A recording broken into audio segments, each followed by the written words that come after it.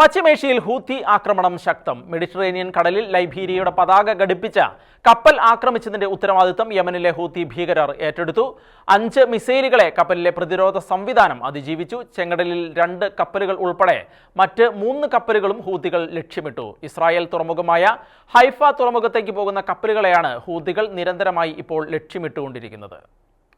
ചെങ്കടലിലെ ഇയോനിസ് കപ്പലിനെയും വാലർ എണ്ണക്കപ്പലിനെയും Johannes Maersk കപ്പലിനെയും ഹൂതികൾ ആക്രമിച്ചതായി Houthi വക്താവ് യഹ്യ സാരി അവകാശപ്പെട്ടു.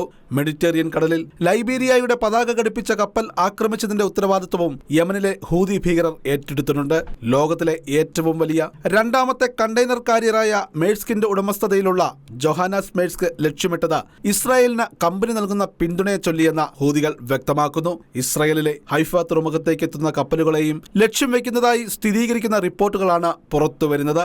യമനിലെ ഏറ്റവും ജനസാന്ദ്രതയുള്ള പ്രദേശങ്ങൾ നിയന്ത്രിക്കുന്ന ഹൂതികൾ ഹമാസ് ഭീകരവാദികൾക്ക് ഐക്യദാർഢ്യം പ്രഖ്യാപിച്ച മേഖലകളിൽ സഞ്ചരിക്കുന്ന കപ്പലുകൾക്ക് നേരെ നിരന്തരം ആക്രമണം നടത്തുകയാണ്. ഹൂതികളുടെ ആക്രമണത്തെ തുടർന്ന് നവംബർ മുതൽ അന്താരാഷ്ട്ര ഷിപ്പിംഗ് തടസ്സപ്പെട്ടിരിക്കുകയാണ്. പല കപ്പലുകളും സൂയസ് കനാലിലേക്കുള്ള ചെങ്കടൽ റൂട്ട് ഒഴിവാക്കി പകരം ആഫ്രിക്കയുടെ തെക്കേ അറ്റം ചുറ്റിയുള്ള ദീർഘദൂര യാത്ര നടത്താൻ നിർബന്ധിതരായിരിക്കുകയാണ്. ഇന്റർനാഷണൽ ഡെസ്ക് ഷെക്കേന ന്യൂസ്.